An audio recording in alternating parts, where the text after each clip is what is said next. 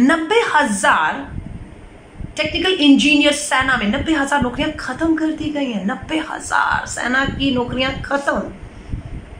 Make in India का नारा दिया था आपने, मेक इन इंडिया क्या कहता था? स्वदेशी, मेक इन इंडिया, लोकल, सब एक ही तो चीज है। इसमें कोई अंतर है? मुझे नहीं समझ आ रहा है, मुझे नहीं समझ आ रहा है। मेक इन इंडिया मतलब भारत में बना, भारत में मतलब बना, स्वदेशी, स्वदेशी मतलब लोकल। लेकिन आप हमेशा क्या करते हैं, दिखाते तो ऐसे कि कोई नई चीज लेकर आ रहे हैं, कोई नई चीज लेकर आ रहे हैं, लेकिन जब हम उसे देखते हैं तो वो पुरानी चीज होती है। मेक इन इंडिया 6 साल पहले। स्वदेशी तो महात्मा गांधी जी के समय पर, उससे बड़ा स्वदेशी का कांग्रेस महात्मा गांधी जी ने। साइमन कमीशन जब आया था तो हम लोगों ने पूरे अपने विदेशी सामानों को जला दिया था, और हम कांग्रेस ने शुरुआत की खादी से, जिसका प्रचार प्रधानमंत्री जी ने किया, पर भाजपा के नेताओं ने खादी नहीं पहना। कांग्रेस के नेता आज भी पहनते हैं। ये स्वदेशी का नारा था। लोकल किसने कब रोका आप लोगों को? हम तो कहते हैं कि जो भी सामान वहां से आ रहा है जो हमारे यहां बन सकता है उसे आप बैन कर दीजिए। जब आप उसे रोक देंगे तो मजबूरन यहां पर बनाना ही पड़ेगा आपको। लेकिन हमेशा घोषणाएं स्वदेशी, लोकल, मेक इन इंडिया, कौन मना करता है? किसने किसको रोका है? लेकिन आप मदद तो कीजिए। आप मदद नहीं करते, आप सिर्फ कोरे नारे करते हैं, कोरी घोषणाएं। 6 साल से पूर्ण बहुमत की स्थिर सरकार है। आप इतने मजबूत नेता हैं प्रधानमंत्री नरेंद्र मोदी जी। 6 साल में मेक इन इंडिया, मास्क के लिए, ग्लव्स के लिए हमें चाइना का मोहताज होना पड़ा। आज जाकर 40 दिन के लॉकडाउन के बाद जब किसी के लिए कुछ बचा नहीं तो लोगों ने घरों में बैठकर खुद ही कपड़े के मास्क बनाना शुरू कर दिए, और उसे आप अपनी जीत बता रहे हैं। खुद ब्रांडेड हो, कोट हो, लाखों करोड़ों रुपए के जहाज बाहर से बंद करा रहे हैं आपके लिए, लेकिन आम गरीब आदमी को स्वदेशी बिल्कुल करना चाहिए। मैं आपको कह रही हूँ, बहुत अच्छी सोच है ये स्वदेशी की। जो स्टार्टअप्स हैं, मैं कहूंगी स्टार्टअप्स हैं, आप शुरू करिए अपना कुछ काम धंधा शुरू करिए, आप घरों में करिए। कर्ज की बात है, बिना गारंटी के छोटे कुटीर लघु उद्योगों को कर्ज देने की बात। कर्ज मैं आपको ध्यान दूं, आपको ये चुकाना पड़ेगा। आपका काम धंधा चले ना चले, आपने जो कर्ज लिया वो डूब जाए, ये माफ नहीं किया जाएगा।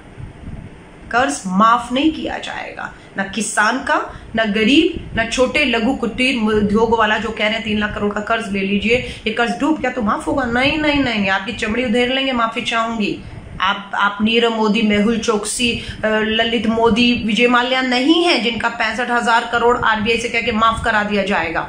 समझ लीजिएगा, आपको ये काम कर्ज लेकर करना है, अपनी जिम्मेदारी पर। आत्मनिर्भर, आपने सुना ये शब्द आत्मनिर्भर?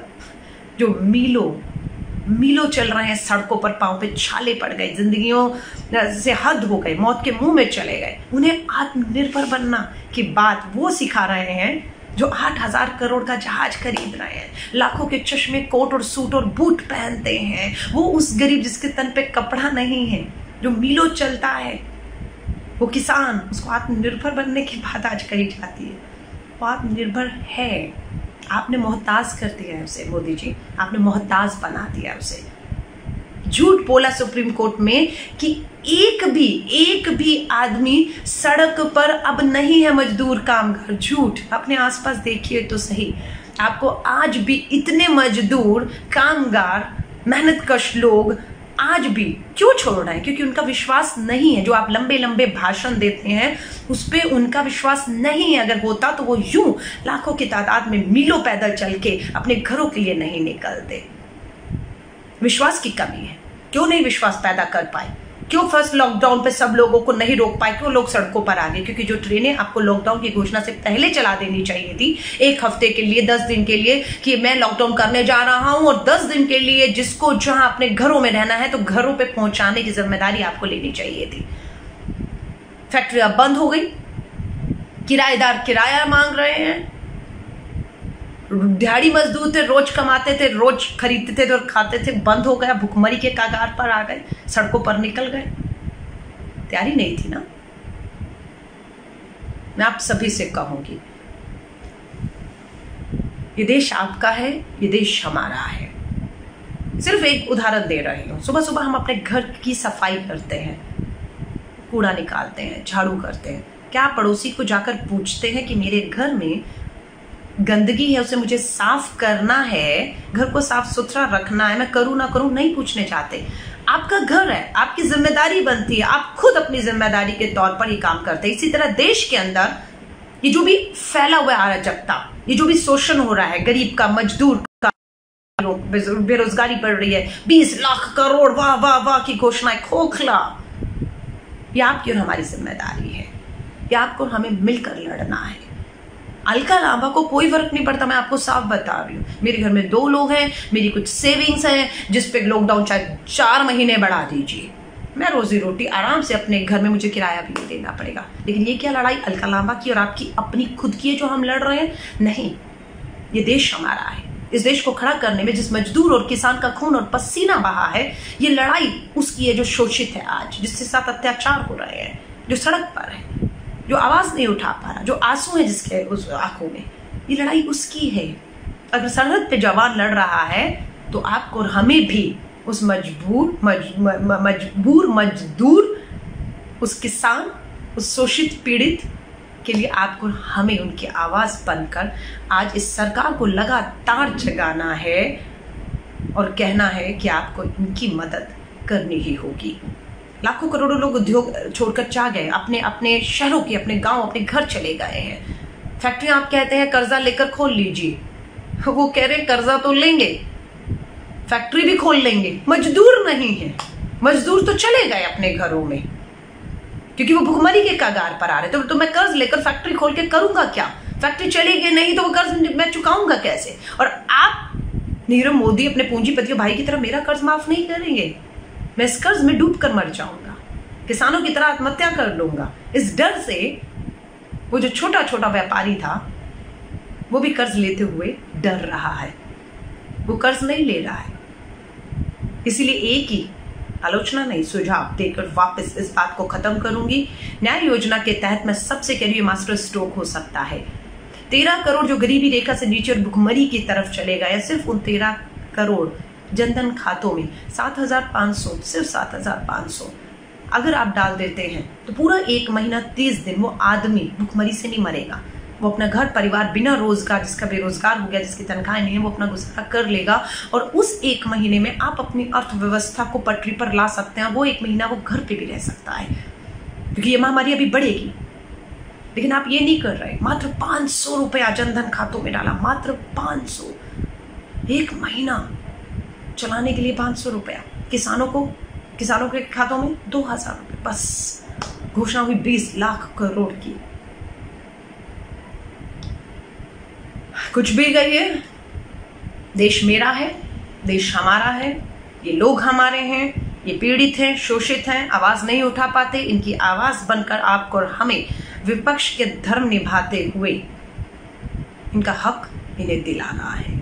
इनकी जिंदगियों में जो विपदा आई है और आप और हमें कोरोना वायरस से लड़ते हुए बाहर निकलना है। इस कोरोना वायरस की लड़ाई को हिंदू मुस्लिम की लड़ाई मत होने दीजिएगा। ट्विटर हैंडल पे चल रहा था अखंड भारत। हाँ, भारत में आवाज तो उठाइए इस सरकार के खिलाफ। आपको पाकिस्तान भेज दिया जाएगा। समझ रहे हैं आप मेरी बात को? अखंड भारत चाहिए। अखंड भारत मतलब पूरा अफगानिस्तान, पाकिस्तान, बांग्लादेश, म्यांमार सारा हमारा हिस्सा है। अखंड भारत चाहिए। लेकिन 130-135 करोड़ का भारत क्या संभल रहा है? क्या उन्हें रोटी खिला पा रहे हैं? क्या उन्हें रोजगार दे पा रहे हैं? क्या उन्हें पक्का मकान दे पा रहे हैं? क्या उनके बच्चों को अच्छी शिक्षा, स्वास्थ्य दे पा रहे हैं? नहीं दे पा रहे हैं। लेकिन चाहिए क्या? अखंड भारत। जिससे 135 करोड़ का भारत नहीं संभल रहा, जो जनसंख्या नियंत्रण कानून लाने की पैरवी कर रहे हैं कि लोग इतने बच्चे पैदा कर रहे हैं इसलिए जनसंख्या नियंत्रण कानून लाइए, वो अपनी ही बात को कॉन्ट्राडिक्ट करते हैं जब कहते हैं अखंड भारत चाहिए। अरे भाई, भारत संभाल लो मेरे भाइयों। भारत तुमसे संभल नहीं रहा। भारत की 135 करोड़ की आबादी संभल नहीं रही। अखंड भारत चाहिए उनको। पाकिस्तान भी चाहिए, अफगानिस्तान भी चाहिए, बांग्लादेश भी चाहिए, पर वहां का मुस्लिम नहीं चाहिए इन्हें। उन्हें कहां ले जाएंगे? अखंड भारत में अफगानिस्तान आ जाएगा तो वहां का मुस्लिम, पाकिस्तान का मुस्लिम, बांग्लादेश का मुस्लिम, वो कहां जाएगा? तो आप समझ रहे हैं, इनको जमीन चाहिए, इनको वो लोग नहीं चाहिए। समझ रहे? इनको शरीर चाहिए। आत्माएं मर गई हैं, इंसानियत मर गई है। तो इसीलिए दो चीजों पर फोकस रहिएगा, मैं आप सभी को कह रही हूं। कोरोना वायरस की लड़ाई को हमें लड़ना है, अपने आप को सुरक्षित रहते हुए लड़ना है और जीतना है। और दूसरी, देश की अर्थव्यवस्था, गरीब मजदूर किसान को इस महामारी से आपको और हमें मिलकर बचाना है। और देश की सरहदों की चिंता मत करिएगा, क्योंकि आप और मैं सरहद के बीच में बैठकर मात्र इस पर राजनीतिक चिंता करके कुछ लाभ नहीं ले पाएंगे। हमें अपने देश के स्वतंत्र, हमारे जो सेनानी हैं जो सरहद पे यकीन रखिएगा, वो इस देश पे आंच नहीं आने देंगे। और आपका ध्यान मात्र देश के अंदर की समस्याओं के ऊपर, लोगों का हक अधिकारों के लिए जो है वो लगा रहना चाहिए। आर्थिक पैकेज के बारे में कुछ पूछ रहे हैं, मैंने सारी बात आर्थिक पैकेज 20 लाख करोड़ का ही पे याद की है। कल आधा घंटा प्रधानमंत्री जी ने बात की, आज 1.5 घंटा निर्मला सीतारमण जी वित्त मंत्री ने बात की, और निकला कुछ नहीं उसमें से। किसी के खाते में कोई पैसा नहीं जा रहा है, किसी को कोई किसी तरह की राहत गरीब को सीधे नहीं मिल रही है। उसमें 90,000 करोड़ बिजली कंपनियों को मिल गया है, 3 लाख करोड़ कह रहे हैं। आप छोटे लघु उद्योग हैं तो आप बैंकों में जाइए, उनसे कर्जा ले लीजिए, लेकिन वापस करना होगा, तो इसलिए कुछ नहीं है उसमें मेरे लिए आपको बताने के लिए। टू बी हम्बल प्लीज, आप विपक्ष में हैं, आप रोज गरीब मजदूर किसान का दर्द देखते हैं। कोशिश करती हूं मैं हम्बल रह सकूं, मैं पोलाइट रह सकूं। बापू की जीवनी पढ़ रही हूं और इसलिए बहुत बार अपनी बातों पर मुझे लगता है कि मुझे बापू की तरह बनने में टाइम लगेगा। महात्मा गांधी की बात करिए जो सत्य और अहिंसा की बात करते हैं और जो कहते हैं कि ऐसे लोगों को नजरअंदाज करिए, पर इंसान है, गुस्सा आता है, लोगों को देखकर खून खौलता है कि क्यों गरीब मजदूर किसान हमारे देश का आज पीड़ित है। हमारी जीडीपी खत्म हो चुकी है बिल्कुल, उद्योग धंधे, बेरोजगारी। मैं अगर झूठ बोल रही हूँ तो अपने इर्द गिर्द घूम कर देख लीजिएगा कि कितने लोगों को पिछले 6 साल में पक्की सरकारी नौकरियां मिली हैं, कितने लोगों के बिजनेस उद्योग जो है उन्होंने कमाकर अपने पैरों पे खड़े किए हैं। 3 तरह के लोग हैं, मैं बता रही हूँ। एक वो है जिन्होंने मोदी जी को वोट किया, भाजपा को नहीं किया था, मोदी जी के चेहरे पर। एक वो जो मोदी जी के चेहरे पर वोट किया और आज सबसे ज्यादा दुखी और परेशान है पर बोल नहीं पा रहे हैं। एक हमारे जैसे लोग हैं जिसने बिल्कुल भाजपा मोदी को वोट नहीं दिया, पर एक विपक्ष के तौर पर हम उनकी, गरीब शोषित मजदूर किसान की आवाज बन रहे। और तीसरा वो है जिसने वोट दिया, नोट भी लिया और आज विदेश में पूंजीपति ऐशो आराम में है। 3 तरह के लोग हैं, लेकिन हम दूसरी श्रेणी के लोग हैं। आज क्या किया जाए कि हमारा भविष्य बेहतर हो, लेकिन जब आपके पास भविष्य में करने के लिए आज कुछ नहीं होता ना, कोई योजना नहीं होती, कोई आपके पास कुछ नहीं होता आपके पास कि हम आज ऐसा क्या करें भविष्य, फिर आप इतिहास में जाते हैं। जैसे संगीत, भाजपाई, अंधभक्त, वो आज भविष्य की बात नहीं करेंगे, वो आज भविष्य की सोच लेकर नहीं बढ़ेंगे। एक विजन, एक दूरदर्शिता नहीं है, वो इतिहास के गड़े मुर्दों को उखाड़ेंगे और अपनी नाकामियों को ढकने का काम करेंगे। इसीलिए वो नेहरू तक जाते हैं, वो इंदिरा गांधी, राजीव गांधी जो चले गए 40 साल पहले, हमारी दुनिया छोड़ गए हैं, वो उनकी बात करेंगे। लेकिन हम कांग्रेस और मेरे जैसे लोग जो साइंस के स्टूडेंट रहे, जो विज्ञान, आज भविष्य की तरफ देखते हुए आज एक नींव मजबूत करने की बात करते हैं, जिसमें इस देश की बुलंद इमारत को हमें खड़ा करना है। लेकिन ये आपको इतिहास के पन्नों में उलझा कर रख देंगे। देश के भीतर की जो समस्याएं हैं उसके लिए सत्ता में जो बैठे हुए लोग हैं उन्हें आपको झंझोड़ते रहना होगा, उनसे प्रश्न पूछते रहना होगा, क्योंकि ये आपकी और हमारी इस देश के प्रति जिम्मेदारी बनती है। मजदूरों को गांव हमारे भेज दो सरकार, सूना पड़ा घर द्वार।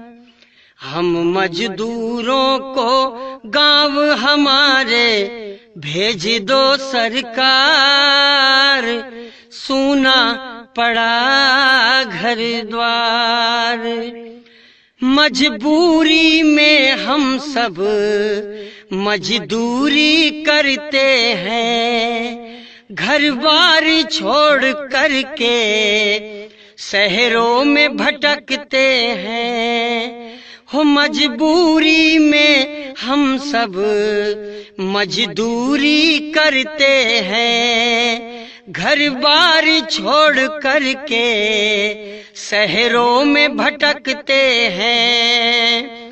जो लेकर हमको आए वो ही छोड़ गए मझधार, कुछ तो करो सरकार।